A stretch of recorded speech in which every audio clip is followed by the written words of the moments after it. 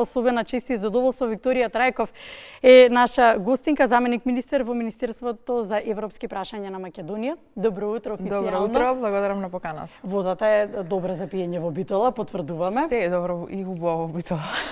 Вистина, само да имам уште време, така. Ние скопјани да отидеме малку да се релаксираме на тој широк сокак. Вие како една од жените политичарки во Македонија, вие сте заменик министерка за европски прашања, верувам дека сте исправени пред големи предизвици.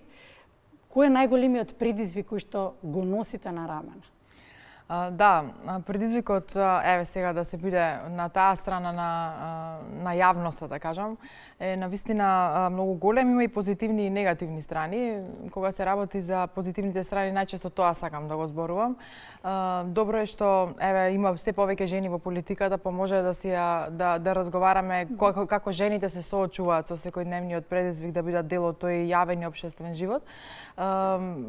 Големи се предизвиците за тоа што еве имаш можност да запознаваш многу луѓе, да лобираш за Македонија, да може отворено да зборуваш за македонското прашање и се она кое што го носи нели самиот предизвик како прашање на меѓународна сцена, но исто така е да речам позитивно затоа што сметам дека навистина жените имаме голем капацитет да успееме и сето она кое што претходно сме го испланирале навистина да води во една позитивна насока.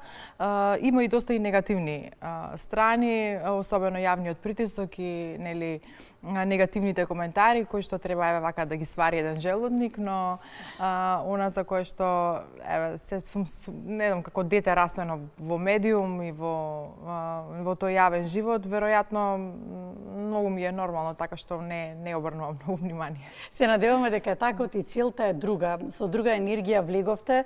Ве немам видено одамна, последен пат се видовме како јас како ученик, како студент, вие како професор и енергијата не сте ја смениле исто, си ја носите со вас таа позитивна енергија.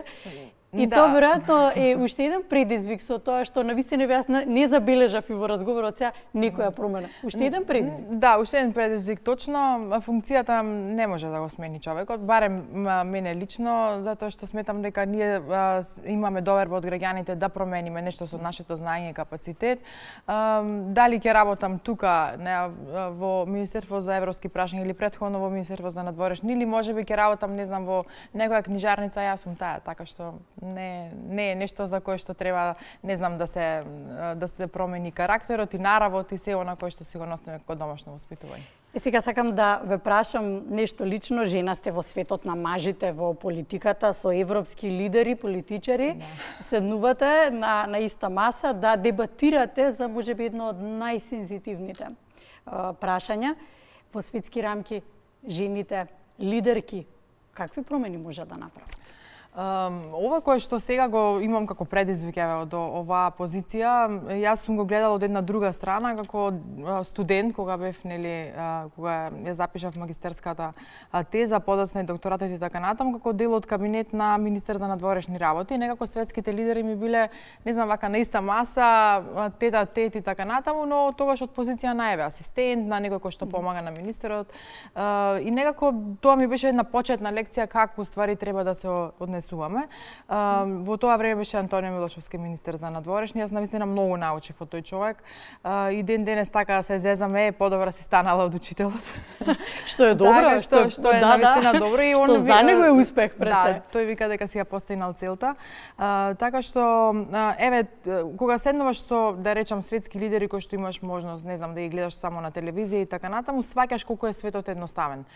И сваќаш колку без разлика која функција да ја имаш и колку е одговорна да имаш, ако ти носиш со себе домашно воспитување кое што вели дека треба да бидеш приземјен, да знаеш кои се твоите насоки, навистина не менува ништо освен тоа што треба да го сработите во делот на работниот дел. Навистина сум седела со многу светски политичари, сега се радувам што до овој дел. Кондама? Кондама навистина. Постои ли некој кодекс на однесување?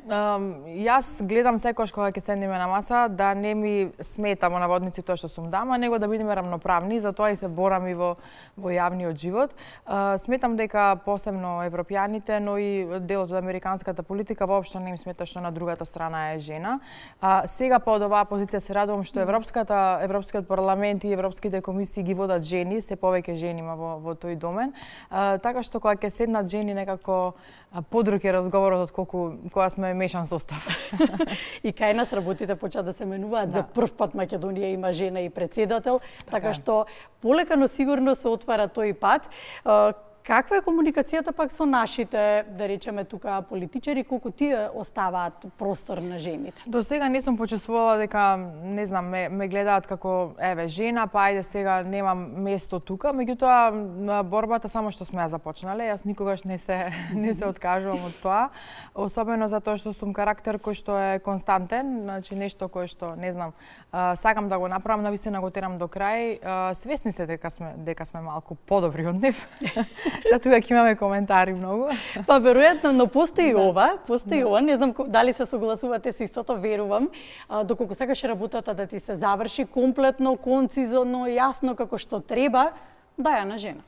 Да, историски гледано, особено дури и во македонската историја, бајракот на промените ги воделе жените, така што жалам, ама еве тоа е тоа. Во делот на светската политика навистина има жени фигури кои што направиле доста промени.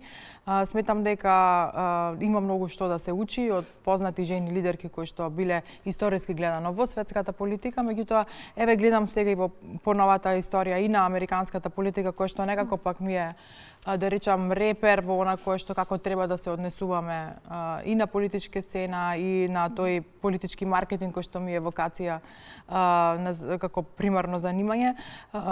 Гледам дека се повеќе жени се уклучуваат особено во тој, да речам, политички, но и општествен свет, така што мислам дека имаме доста што да понудиме, но и секако како беше тоа, ако сакаш да се заврши некоја работа, тогаш дај ја на жена. Освен тоа што се остава простор на жените, се отвара патот, сепак тука ова е позитивната страна, но што зборовме, постои негативната страна, се уште постои говорот на омраза кон жените, особено оваа дигитална ера толку брза преку социјалните медиуми.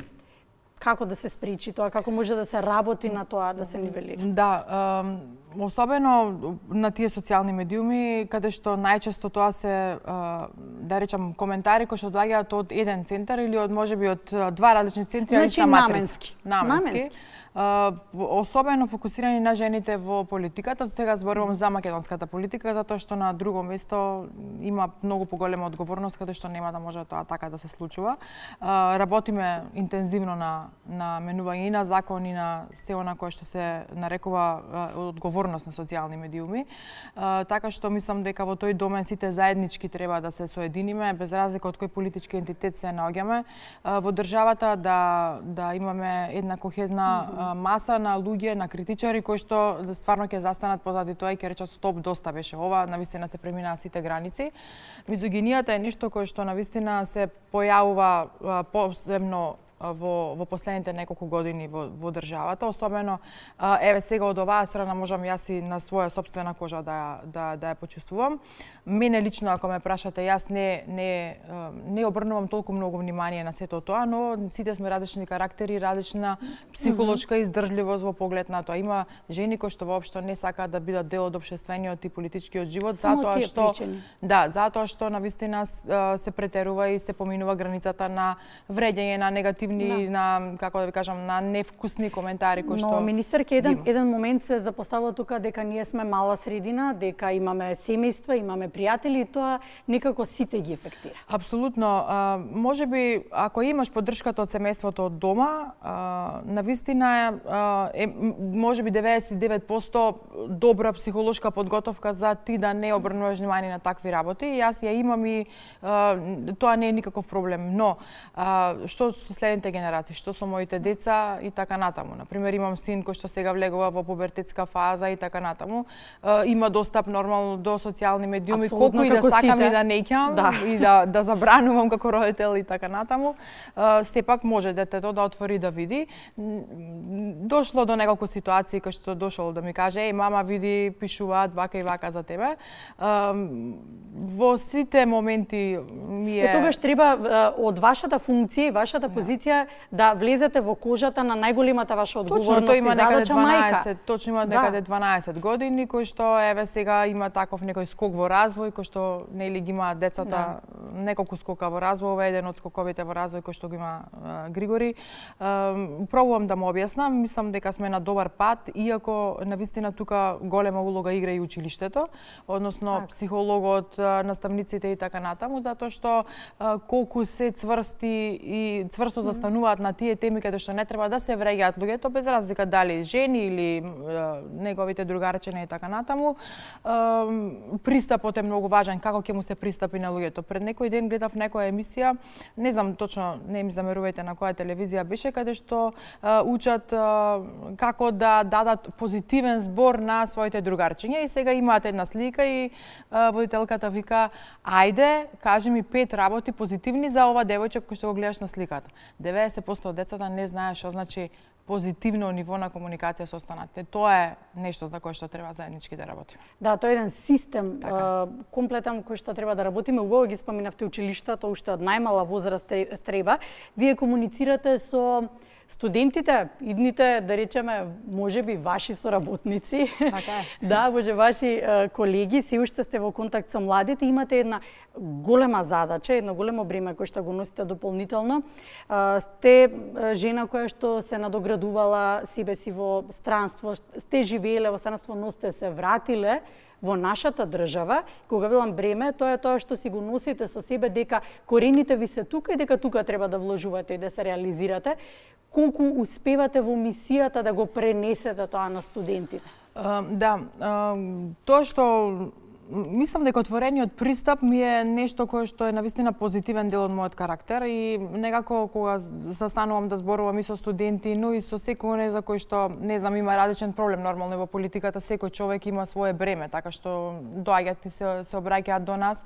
Отворениот пристап ми е нешто кое што еве како тајна за односот со другите луѓе и сметам дека соживувањето со сечија приказна можеби ми е еден адут за еве тој да речам мојот успех кој што сум го постигнала до сега. Да, јас поголемиот дел од својот живот го поминав надвор, но решив да се вратам назад затоа што сметам дека тука можам многу да помогнам за државата. Навистина голем предизвик, особено сега како го пренесувам тоа на моите студенти. Со оваа нова генерација. Да, со оваа нова генерација, она artificial intelligence генерација, така ги викам: "Ајде дечки, што направивте? Докаде дојдовте? Докаде стигнавте?" Ми покажуваат некои апликации како сето тоа го прават. Јас имам една цел и цело време тоа им го зборувам, дека мора да се ја сакаат татковината. И некако така пробувам уште кога ќе дојдат, иако се некаде 18 години, можеби половина веќе створени карактери и така натаму. Веќе треба тоа да биде всадено во нив. Точно, треба да биде всадено. Како дел од нив. Генерално, секој природно од раѓање си го носи тоа своето, но многу е важно во кој процес ќе го разбудиш тоа. Така што во кој дел од животот ќе ти се разбуди тоа. Јас верувам во себе, верувам во системот, знам дека ние ќе промениме многу работи, знам кој е капацитетот на цел овој состав кој што моментално ја води државата, така што мислам дека сме на добар пат. Очекувам дека сите млади генерации и овие кои што се сега и тие кои што идат понатаму 18, 19, 20 години, заеднички ќе сакаат да ја помогнат на државата. Во контекст на ова што го кажавте, ќе ве прашам директно, вие сега сте дел од системот, така верувате во системот, велите. Денеска е светскиот ден на популацијата, нам ни се случува еден таков проблем, демографски проблем со години. Зборувавме претходно со Дарко Велков од вработување, зборувавме за што се бара на пазарот на трудот, какви компетенции, какви квалификации и така натаму. И едноставно оние кои што ги имаат тие квалификации и компетенции, веќе се земани од светски компании, познати, ни ги земаат децата, им нудат подобри услови, не само финансиски. Веќе станува збор за подобар квалитет на живот. Така е. Она што е многу важно во овој сегмент е дека демографијата е навистина, особено не е само во Македонија, него општо и на Балканот, е навистина проблем со кој што се соочуваме сите земји. Македонија навистина се соочува исто така со овој голем проблем. Читав некој истражување пред некој ден беше дека за некаде 10 години уште повеќе ќе се намали наталитетот во Македонија, така што ние тука заеднички мораме сите без разлика на партија, вера и така натаму да седнеме и да се договориме како дечки понатаму ќе тераме, затоа што ова навистина не води до никаде. Да, еве извинете ве прекинувам, само ги имам податоците. Колку имаме новородени за разлика од минатата година од Тетово, Струга, Гостивар, Дебар, Чаир, значи податоците се дека дури за разлика од претходната година за 100 и повеќе се намалени. Што е навистина голема бројка. Значи не е тоа 10, не е 5, па ајде сега се случиле некои промени така натаму, се случуваат навистина многу како да кажам изумирање на македонскиот код и тоа навистина смета, особено затоа што Македонија никош не била кузне колку голема држава, па сега ајде од 7-8 милиони, па можеби ќе се намалиме 1 милион гледано за наредни 10 години. Така што навистина имаме еден план кој што и мерки како влада кои што ги планираме во поглед на демографијата. Имаме луѓе советници на примерот кои што се задолжени точно и стрикно само за демографија, што значи дека не ја оставаме работата да тлее и не ја оставаме без да превземеме одредени мерки. Сметам дека системски треба да си ги решиме работите, затоа што тоа што го споменавте претходно, луѓето веќе не се иселуваат од државата затоа што немаат пари, значи економскиот момент не е проблемот, проблем е зашто не функционира системот. Врз основа на тоа, реформската агенда која што е доста актуелна, ја зборуваме во јавност и е некаде на период 24-27, има точно детектирани области во кои што ние треба да направиме суштински реформи во државата за да може системот да профункционира. Значи се работи за корупцијата која што мораме подитно барем да ја намалиме, ако не можеме нели 100% да не можеме преку ној нешто што се правело 30 години да се направи, но исто така тука и дигитализацијата, животната средина, енергетиката, области за кои што навистина се суштински за секојдневието на секој граѓанин. Ќе ви искористам, но овој пат како во функција не само како заменик министар, туку и како професор, да испратите една порака да младите. Секогаш го имате непосредниот однос со младите, со студентите, така што ќе ви искористам на крајот од разговорот да испратите една порака. Така, јас имам две работи. Прво, многу да се сакаат себе си, да веруваат во себе и сето она за кое што да вложуваат апсолутно во себе и се она што ќе го научат исклучиво да го користат за доброто на татковината. Благодарам за гостувањето.